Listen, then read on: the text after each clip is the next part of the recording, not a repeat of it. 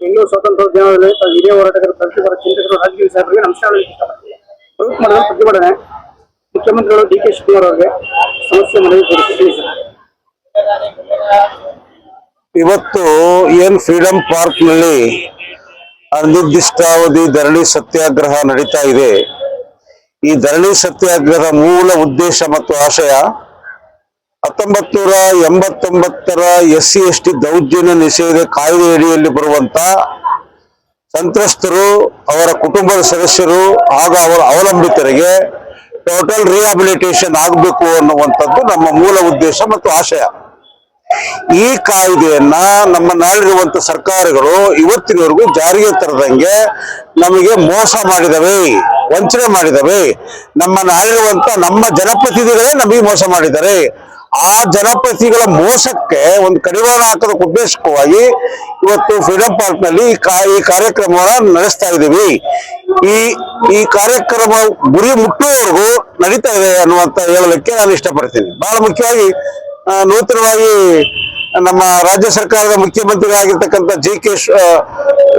ಶಿವಕುಮಾರ್ ಅವರು ಮುಖ್ಯಮಂತ್ರಿಗಳಾದ ಮೇಲೆ ಇವತ್ತಿನವರೆಗೂ SC/STಗಳ ಬಗ್ಗೆ ಒಂದೇ ಒಂದು ಮಾತನ್ನು ಕೂಡ ಆಡದಿರುವಂತದ್ದು, ಈ ಸಮುದಾಯಕ್ಕೆ ಮಾಡಿರುವಂತ ಒಂದು ಘನಘೋರ ಅನ್ಯಾಯ, ಅವಮಾನ ಅನ್ನುವಂಥದ್ದನ್ನ ನಾನು ಈ ವೇದಿಕೆ ಮೂಲಕ ಮುಖ್ಯಮಂತ್ರಿಗಳ ನೇರವಾಗಿ ಸವಾಲು ಹಾಕಲಿಕ್ಕೆ ಇಷ್ಟಪಡ್ತೀನಿ. ನಾನು ಬಹಳ ಮುಖ್ಯವಾಗಿ ಅದರೊಟ್ಟೊಟ್ಟಿಗೆ ನಮ್ಮ ಸಮಾಜದಿಂದಲೇ ಬಂದಿರುವಂತ, ನಮ್ಮ ರಕ್ತ ಹಂಚಿಕೊಂಡು ಹುಟ್ಟಿರುವಂತ K.H. ಮುನಿಯಪ್ಪ ಸಮಾಜ ಕಲ್ಯಾಣ ಮಂತ್ರಿಗಳು ಈ ಕೂಡಲೇ ಬಂದು ಈ ಸಂತ್ರಸ್ತರ ಅಹವಾಲುಗಳನ್ನು ಆಲಿಸಿ ಅವರ ನೋವುಗಳಿಗೆ ಸ್ಪಂದಿಸಿ ಕೂಡಲೇ ಸರ್ಕಾರದ ಆದೇಶವನ್ನು ಮಾಡಿ ಅವರಿಗೆ ಎಲ್ಲ ರೀತಿಯ ಸೌಲಭ್ಯಗಳನ್ನ ಕೊಡುವಂತ ದಿಕ್ಕಿನಲ್ಲಿ ಅವರು ಕಾರ್ಯಪ್ರವೃತ್ತರಾಗಬೇಕು ಅನ್ನುವಂಥದ್ದು ಮೂಲಕ ಅವರಿಗೆ ನಾನು ಸಂದೇಶವನ್ನ ರವಾನಿಸಲಿಕ್ಕೆ ಇಷ್ಟಪಡ್ತೇನೆ. ಜೈ ಭೀಮ್, ಜೈ ಭಾರತ್. ಸರ್, ಮತ್ತೊಂದು ವಿಷಯ, ಮುಖ್ಯಮಂತ್ರಿಗಳು ಡಿ.ಕೆ. ಶಿವಕುಮಾರ್ ಸಂಪುಟದಲ್ಲಿ ಪರಿಶಿಷ್ಟ ಜಾತಿ, ಪರಿಶಿಷ್ಟ ಪಂಗಡ, OBC ಈ ಒಂದು ಸಮುದಾಯಕ್ಕೆ ಹೆಚ್ಚಿನ ಪ್ರಾಮುಖ್ಯತೆ ಕೊಟ್ಟಿದ್ದಾರೆ ಅಂತ ಒಂದು ದೊಡ್ಡ ಮಟ್ಟದಲ್ಲಿ ಹೇಳ್ತಾರೆ ಸರ್. ಅದ್ರ ಬಗ್ಗೆ ತಾವೇನು ಹೇಳ್ತೀರಾ? ಅದು ಪಕ್ಕ ಸುಳ್ಳು, ಮೋಸ, sweet coated poison tablet statement ಅದು. ಮತ್ತೆ ಅಂಬೇಡ್ಕರ್ ಅಭಿವೃದ್ಧಿ ನಿಗಮ ನಿಯಮಿತಕ್ಕೆ ನರೇಂದ್ರ ಅವರನ್ನು ಆಯ್ಕೆ ಮಾಡಿದ್ದಾರೆ ಅಂತ ಹೇಳ್ತಾರೆ. ಮಾಡ್ಬೋದು, ತಪ್ಪೇನಿಲ್ಲ. ಹಾಗಾಗಿ ಅಧಿಜಾಂಬವ ನಿಗಮಕ್ಕೂ ಮಾಡಿದ್ದಾರೆ, ಮತ್ತೆ ಹೊಸಬರನ್ನು ಮಾಡ್ತಾರೆ. ಎಲ್ಲಾ ನಿಗಮ ಮಂಡಳಿಗಳ ಅಧ್ಯಕ್ಷರನ್ನ ಆಯಾ ಕಾಲಕ್ಕೆ ತಕ್ಕಂತೆ ನಮ್ಮ ನಾಳಿರುವಂತ ಸರ್ಕಾರಗಳು ನೇಮಕಾತಿ ಮಾಡ್ತವೆ, ರದ್ದು ಮಾಡ್ತವೆ, ಮತ್ತೆ ಮರೊಮ್ಮೆ ನೇಮಕಾತಿ ಇದೆ. ನಿರಂತರವಾಗಿ ನಡೆಯುವಂತ ಒಂದು ಪ್ರಕ್ರಿಯೆ ಅದು ನಡೀತಾನೆ ಇರುತ್ತೆ. ಆ ಪ್ರಕ್ರಿಯೆಗೂ ನಮ್ಮ ಹೋರಾಟದ ದಿಕ್ಕು ದಿಶೆಗೂ ಯಾವುದೇ ಸಂಬಂಧಗಳಿಲ್ಲ. ನಮ್ಮ ಹೋರಾಟ, ನಮ್ಮ ಗುರಿ ಈ ಕಾಯ್ದೆಯನ್ನ ಯಥಾವತ್ತಾಗಿ ಸಮಗ್ರವಾಗಿ ಜಾರಿಗೆ ತರಬೇಕು.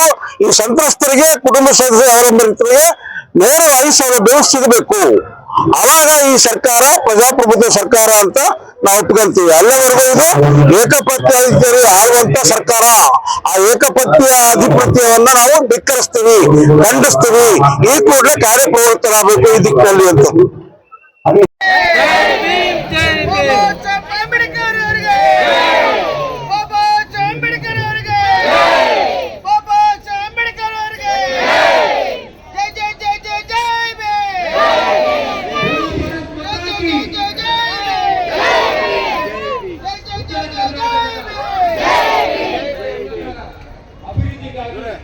ಹೇಳಪ್ಪ, ಅಷ್ಟು ವರ್ಷ ಹೇಳ್ತಾರೆ.